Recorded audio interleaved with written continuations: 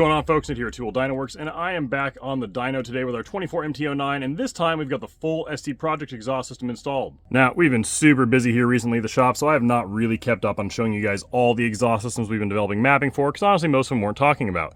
But this one definitely is. The full ST Project system is a huge popular system on these bikes.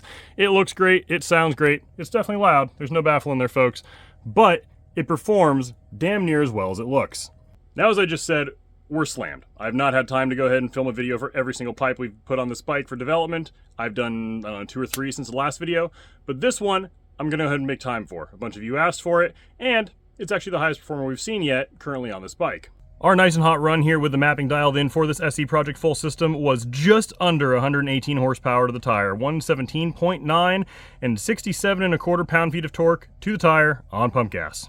And that is fantastic, because those high teen numbers are kind of what we've been chasing on this new Gen 4 platform, because again, the airbox is smaller than the Gen 3, so it is a couple horsepower weaker than the old model. But we've now got up to nearly 118 horsepower and 67.25 pound-feet of torque.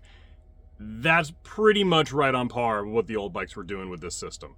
I saw a couple that made closer to like 119 point whatever, one that did 120, but 118's pretty damn good. And if you compare the bike as it sits now to how it was stock, again, the blue line there, run 7, is how it sits at the moment with the ST Project full system installed, the DNA air filter, and our custom ECU mapping to match, and the red line is stock. Run 10, made 107 horsepower and 62 pound-feet of torque, and you can see there at the top end, it just kind of fell on its face.